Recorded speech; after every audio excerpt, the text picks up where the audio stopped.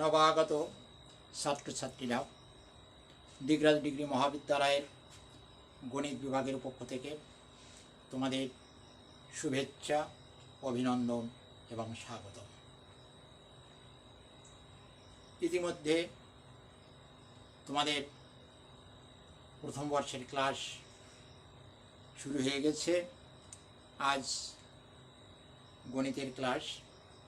তোমরা জানো আমরা একটি বৈশ্বিক মহামারী করোনা ভাইরাসের আতঙ্কের ভিতর দিয়ে দিন অতিবাহিত করছি এবং বিগত 8ই মার্চ বাংলাদেশে প্রথম করোনা শনাক্ত হওয়ার পর গণপ্রজাতন্ত্রী বাংলাদেশ সরকারের মাননীয় শিক্ষামন্ত্রী তিনি সমস্ত শিক্ষা প্রতিষ্ঠানগুলো বন্ধ করে দিয়েছিলেন, কারণ শিক্ষা প্রতিষ্ঠানে একটি বিপুল সংখ্যক ছাত্রদের সমাবেশ ঘটে। এখানে যদি কেউ সংক্রমিত হয় তবে একটি বিরাট জনগোষ্ঠী সংক্রমিত হবে। এটি বিবেচনা করেই তিনি সমস্ত শিক্ষা প্রতিষ্ঠানগুলোকে বন্ধ করে দিয়েছিলেন। তবে মাননীয় প্রধানমন্ত্রীর ডিজিটাল বাংলাদেশ গড়ার স্বপ্ন বাস্তবায়নের কারণেই আজ অন্তত সরাসরি তোমাদের সামনে উপস্থিত হতে না পারলেও এই অনলাইন ক্লাসের মাধ্যমে তোমাদের সঙ্গে একটু কথা বলার সুযোগ এবং ক্লাস নেওয়ার সুযোগটি আমরা পেয়েছি। তবে তোমরা অনেকেই ভালো রেজাল্ট করে এখানে এসেছো, আমাদের অনেকেরই রেজাল্ট আশানুরূপ হয়নি। তবে আমি আশা রাখব তোমরা এই উচ্চ মাধ্যমিক পর্যায়ে নিরলস পরিশ্রম করে সেই ক্ষতিটাকে পুষিয়ে নিতে পারবে। তবে তোমাদের মনে রাখতে হবে যে পরিশ্রম ছাড়া কোনো কিছু হয় না। তোমাদের প্রচুর কষ্ট করতে হবে, পরিশ্রম করতে হবে, তবেই তোমাদের সুন্দর রেজাল্ট হওয়া সম্ভব। আমি যখন এসএসসি পড়তাম তখন আমাদের ইংলিশে একটি প্রোজ ছিল, নাম ছিল 3 কোশ্চেন, লিও টলস্টয়ের লেখা। আমার মনে আছে সেখানে 3টি প্রশ্ন ছিল। রাশিয়ার শাসনকর্তা ছিলেন জারের মনের ভিতর 3টি প্রশ্ন উদয় হয়েছিল। তিনি কোনোভাবেই রাজ্যের জ্ঞানী গুণীদের ডেকে সেই প্রশ্নের মনোভূত জবাব খুঁজে পাচ্ছিলেন না। অতঃপর তিনি জানতে পারলেন যে কোনো এক জঙ্গলে এক দরবেশ বাস করে। তিনি তার প্রশ্নের সঠিক উত্তর পাওয়ার জন্য সেই জঙ্গলে গেলেন দরবেশের কাছে। সেখানে এর ভিতরে অনেক কাহিনী আছে, আমি একেবারে অতি সংক্ষেপে বলছি। সেখানে দরবেশের কাছে তার প্রশ্ন 3টি বললেন, কিন্তু দরবেশের কাছে যখন তিনি গিয়েছিলেন ওই দরবেশ তখন একটি কোদাল দিয়ে তার গৃহের সামনে মাটি খুঁড়ছিলেন। এমন সময় একটি রক্তাক্ত মানুষ ওখানে ছুটে এলেন। এই শাসনকর্তা তার কাছে যে হ্যান্ডকারচিফ ছিল, যে রুমালটি ছিল, সেই রুমালটি দিয়ে ওই ক্ষত স্থানটিকে মুছিয়ে দিলেন এবং পরিষ্কার করলো। এরপর রাত হলো। ওই দরবেশের গৃহে ওই আহত ব্যক্তি এবং এই শাসনকর্তা রাত্রি যাপন করলেন। সকালবেলায় দরবেশের কাছে আবার প্রশ্ন করলেন। ওই দরবেশ আমার 3টি প্রশ্নের উত্তর দিলেন না। এখন এই প্রশ্ন 3টি কী ছিল আমি সেটাই বলবো। প্রথম প্রশ্নটিটা ছিল, if you always knew what is the right time to begin something, অর্থাৎ কোনো কাজ করার সঠিক সময় কোনটি, এটা ছিল তার প্রথম প্রশ্ন। দ্বিতীয় প্রশ্নটি ছিল, who are the most necessary people and whom to avoid, কে সবচেয়ে গুরুত্বপূর্ণ লোক এবং কাকে এড়িয়ে চলা উচিত। আর তৃতীয় প্রশ্নটি ছিল what was the most important thing to do, এটা সর্বাপেক্ষা গুরুত্বপূর্ণ কাজ কোনটি। এই তিনটি প্রশ্ন তিনি দরবেশের কাছে করেছিলেন। অর্থাৎ আমি দুটো প্রশ্নকে এড়িয়ে প্রথম প্রশ্নটি তোমাদের বলবো। তিনি করেছিলেন what is the most important time, what was the right time to begin something, কোনো কাজ আরম্ভ করার সঠিক সময় কোনটি। এই দরবেশ তাকে উত্তর দিয়েছিলেন now is the most important time because it is the only time when we have any power. অর্থাৎ now is the most important time, এখনই সেই কাজটা করার সঠিক সময়। তাহলে প্রশ্নটি ছিল কোনো কাজ করার সঠিক সময় কোনটি। দরবেশ উত্তর দিলেন নাও is the most important time, তাহলে এখনই সেই কাজটি করার সঠিক সময়। আমি এই কথাটি বলতে চাচ্ছি এই কারণেই যে তোমরা আজকে আমি একটা ক্লাস নিয়ে দিলাম, তোমরা ভাবলে যে না এই ক্লাসটি আমি দুদিন পরে দেখব বা পরে দেখবেনি, এখন থাক। এই যে থেকে গেল, এই থাকাটা কিন্তু থেকেই যায় অনেক সময়, এটা কিন্তু পরে আর দেখা হয় না। তার কারণ অনাবৃত স্যারেরা ক্লাস করছেন, স্যারেদের ক্লাসের বোঝা তোমাদের মাথায় লোড হচ্ছে, ফলে কোন স্যারেরটা কখন দেখবা এই সময়টা কিন্তু আর হয়ে ওঠে না। এই জন্য বলছি যে যখন যে স্যার যে ক্লাসটি করেন তখনই সেই ক্লাসটি মনোযোগ সহকারে শুনতে হবে এবং তখনই সেই ক্লাসটির সমাধান করার চেষ্টা করতে হবে। অর্থাৎ তখনই এখনই তোমার কিন্তু এই ক্লাসটা অনুসরণ করার সঠিক সময়। যাই হোক, আমি আর একটা জিনিস বলবো। দেখো যে এই যে একটু বললাম যে আমি একটু রেখে দিলাম, আগামী দিন করব বা পরশু দিন করব, এটা অনেক সময় করা হয় না। আমাদের বিশ্বকবি রবীন্দ্রনাথ ঠাকুর তিনি বলেছেন দিন ফুরায়ে যায় রে আমার, দিন ফুরায়ে যায়, মাঝের রবি ডুবছে সাজে, দিনটা গেল বৃথা কাজে, আজ করব না করব কালি, এইভাবে দিন গেল খালি, হিসাবে দেবো কেমন করে নিকাল যদি চায়, দিন ফুরায়ে যায় রে আমার, দিন ফুরায়ে যায়। তাহলে দেখো সময়কে নষ্ট করলে হবে না, সময়ের সঠিক ব্যবহারটা করতে হবে। দিন চলে যাচ্ছে, অতএব আজকের কাজ আগামী দিনের জন্য ফেলে রাখলে চলবে না, আজকের কাজটা আজকেই করতে হবে। আমি আরেকটি কথা তোমাদের বলতে চাই। তোমরা বিজ্ঞানী আইনস্টাইনের নাম শুনেছ। এই বিশ্ববিখ্যাত বৈজ্ঞানিক আইনস্টাইন তিনি বলেছেন আমি কোনো একটি বিষয় নিয়ে গবেষণা করেছি দিনের পর দিন, মাসের পর মাস, বছরের পর বছর। আমি 99 বার অকৃতকার্য হয়েছি, কিন্তু 100তম বারে আমি সফল হয়েছি। কাজেই এটা হচ্ছে না, এটা বুঝতেছি না, এটা পারতেছি না, ও থাক পরে দেখবানি, এইটা করা যাবে না। 99 বার তিনি ব্যর্থ হয়েছেন, 100তম বারে তিনি সফল হয়েছেন। অতএব বারবার তোমাদের চেষ্টা করতে হবে। এই বারবার চেষ্টা করার ভিতর দিয়ে তোমরা কোনো এক সময় কিন্তু সফল হবেই।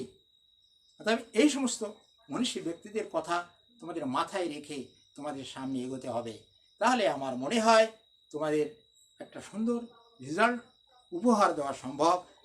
তা দিয়ে যেমন তোমরা নিজেদের জীবনকে গড়ে তুলতে পারবে, তেমনি পারবে তোমরা পিতা মাতা অভিভাবকদের মুখে হাসি ফোটাতে।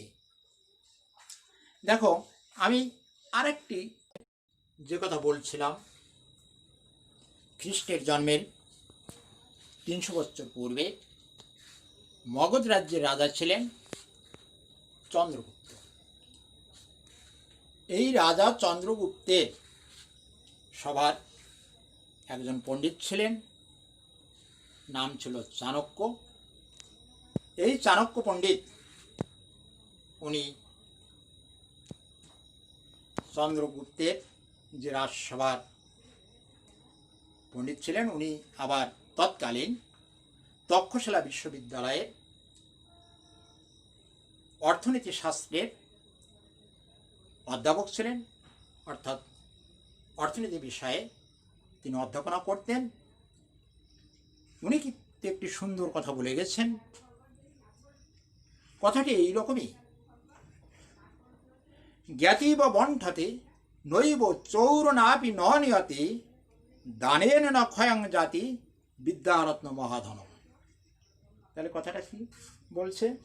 জ্ঞাতি বা বণ্ঠাতে নৈব, জ্ঞাতি আত্মীয় স্বজন বন্ধু বান্ধব যা বন্টন করে নিতে পারেন না, চৌরনাপি ন নিয়তে, চৌরনাপি মানে চোর, চোরে যে জিনিসটা চুরি করে নিতে পারে না, চৌরনাপি ন নিয়তে। তারপরে আসছে কি, দানের ন ক্ষয়ং জাতি বিদ্যারত্ন মহাধন। দানের ন ক্ষয়ং জাতি, যেটা দান করলে ক্ষয় হয় না, সেই যে বিদ্যারত্ন, এটাই হচ্ছে একটি মূল্যবান ধন, মূল্যবান ঐশ্বর্য। তাহলে তুমি দেখো, তোমার টাকা পয়সা অঢেল আছে, ঐশ্বর্য অভাব নাই, এই টাকা পয়সা তুমি যদি কোনো কারণের জন্য এই দেশ ছেড়ে অন্য দেশে যাও, টাকা পয়সা কিন্তু তোমার সঙ্গে যাবে না। কিন্তু তোমার ভিতর যদি এই বিদ্যা নামক এই অমূল্য ধনটি বর্তমান থাকে, তাহলে এটি কিন্তু তোমার সঙ্গে যাবে।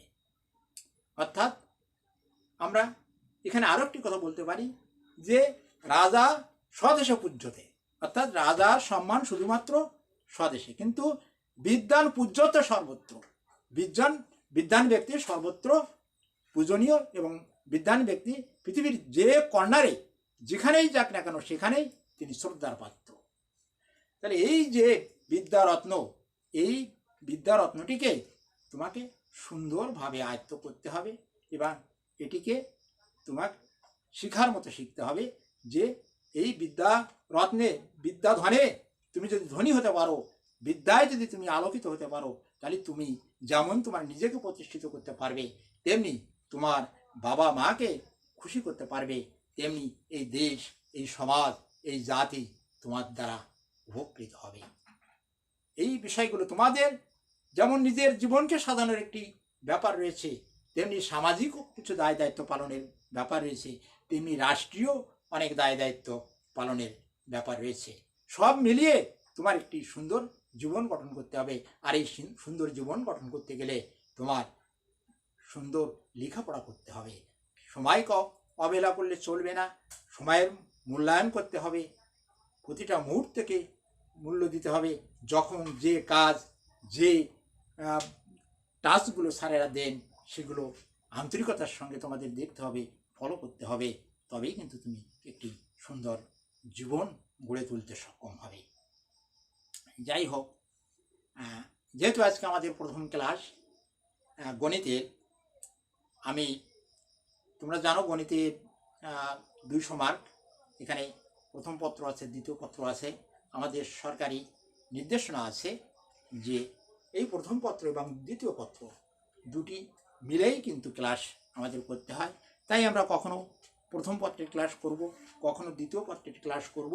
তবে যেহেতু প্রথম পত্র প্রথম বর্ষে, তাই আমি আজকে তোমাদের গণিত প্রথম পত্রের একটি বিষয়ের উপর সামান্য আলোকপাত করতে চাই। আমাদের প্রথম অধ্যায়টি আছে ম্যাট্রিক্স। আমি এই ম্যাট্রিক্সের পরে তোমাদের একটি ধারণা দেব। আমি বোর্ডে লিখে ফেলি। আজকের তারিখ হচ্ছে 13/10।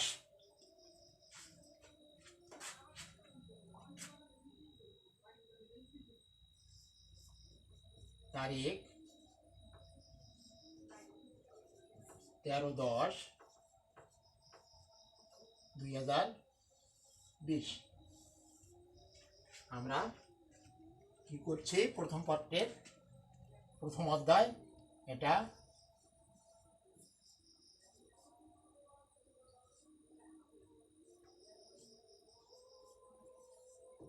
ম্যাট্রিক্স।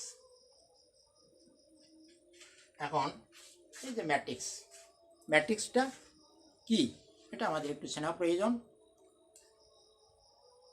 যখন বিজ্ঞান বা গণিতের বিভিন্ন তথ্যকে আয়তাকার বা বর্গাকারে কলাম বা সারিতে সাজিয়ে একটি বন্ধনী দ্বারা আবদ্ধ করা হয় তখন সেটিকে আমরা ম্যাট্রিক্স বলি।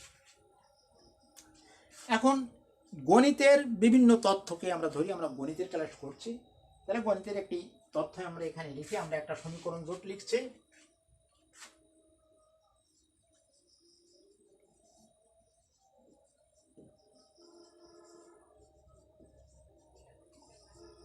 সমীকরণ জোট 2x plus 3y equal to 4, x minus y equal to 7। আমি একটি সমীকরণ জোট লিখলাম। এখন যদি তোমাকে আমি বলি যে এখান থেকে x এবং y এর মানটা বের করো, তোমরা কি করতে পারো? এখান থেকে বজ্রগুণন পদ্ধতিতে x এর মানটা বের করতে পারো, অপনয়ন পদ্ধতিতে x এর মান y এর মানটা বের করতে পারো, আবার প্রতিস্থাপন পদ্ধতিতেও x y এর মানটা কিন্তু বের করতে পারো। তো ওই যে গণিতের বিভিন্ন তথ্যকে আয়তাকার বা বর্গাকারে সাজিয়ে আমরা ওইভাবেই একটু করে দেখব যে x এবং y এর মানটা কি আসে। তাহলে এইটাকে আমরা একটি ম্যাট্রিক্সের রূপ দেব। 2 1 3 -1 আর 4 7। এই যে একটা বন্ধনী দ্বারা আবদ্ধ কথা বলা হয়েছে, এই হলো সেই বন্ধনী, থার্ড ব্র্যাকেট। এই যে এই 2, এই x এর সহগ 1 আছে, এই বসালাম, x এর y এর সহগ 3 আছে, এটা বসালাম, y এর সহগ -1 আছে বসালাম, এই 4 বসালাম, 7 বসালাম। তাহলে এই ভাবে আমি একটা ম্যাট্রিক্স তৈরি করলাম। ইহা একটি ম্যাট্রিক্স।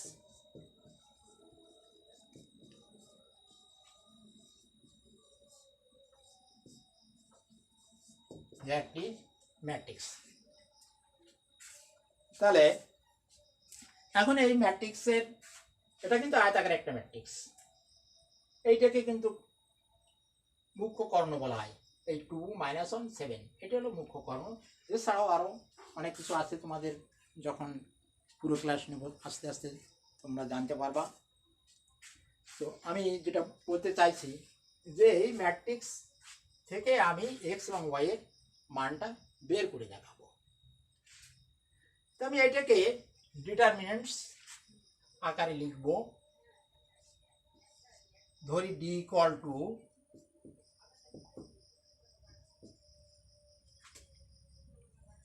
টু 1 আর 3 -1, অর্থাৎ x এর সহগ, এখানে x এর সহগ, এটা y এর সহগ, এটা y এর সহগ -1।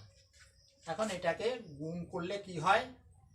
প্রথম এই মুখ্য কর্ণের গুণ -2 আর ভিতরে একটা মাইনাস দিয়ে লিখতে হয়, -3 1 3 অর্থাৎ -5।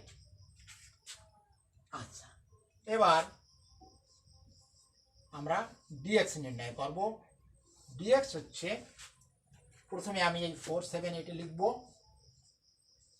4 7 যেহেতু এক্সটা বার করব আমরা, তাহলে এখানে লিখব 3 -1, এটাকে গুণ করলে কি হয়? -4 আর ভিতরে একটা -3 × 21 অর্থাৎ -25। অতএব x equal to dx by d, অর্থাৎ dx হচ্ছে -25 আর d হলো -5। তাহলে কত হলো? 5 × 25, x এর মান 25। এইভাবে আমরা কিন্তু ওয়াইটাও বের করতে পারি। তবে দেখো, তোমরা এ পর্যন্ত অপনয়ন, বজ্রগুণন এবং প্রতিস্থাপন এই পদ্ধতিতে x এর y এর মানটা বের করেছো। এখন দেখো, তোমরা যেটা শিখে এসেছো সেটা দিয়ে আমি একটু প্রমাণ করার চেষ্টা করি যে সেইভাবে করলেও এই x এর মানটা 5 আসে কিনা। তো আমি এই সমীকরণ দুটিকে একটু চিহ্নিত করি। 1, এটা 2, আমি 2 থেকে বের করি।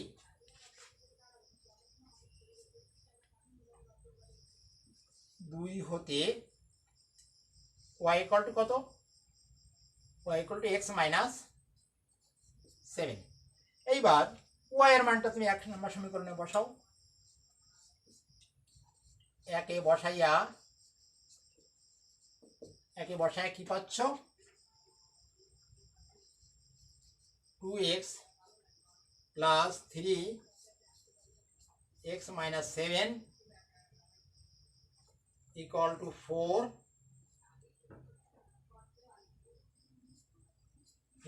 4 বা 2x plus 3x minus 21 equal to 4 বা 5x ইকুয়াল টু 25 বা x ইকুয়াল টু 5। তাহলে x এর মান 5। তাহলে দেখো ডিটারমিনেন্টস থেকে আমি x এর মানটা 5 পেলাম। আবার তোমাদের সেই প্রতিস্থাপন পদ্ধতিতে করলাম, x এর মান 5 হলো। এইভাবে তুমি বজ্রগুণ পদ্ধতিতেও করলেও x এর মান 5 হবে। তোমরা এই জিনিসটা জানতে না। এই হলো ম্যাট্রিক্সের গণিতের বিভিন্ন তথ্যকে আয়তাকার এবং বর্গাকারে সাজিয়ে। অবশ্যই এটা আরও বড় পরিসরে তোমাদের করা লাগবে।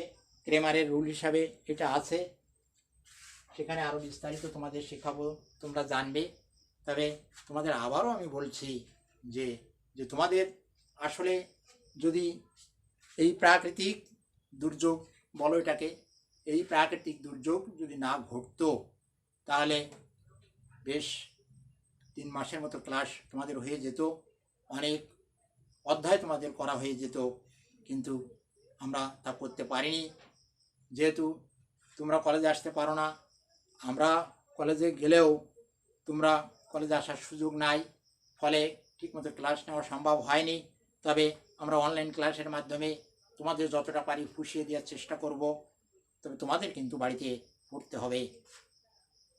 মনোযোগ সহকারে আমাদের ক্লাসগুলো একটু ফলো করবা।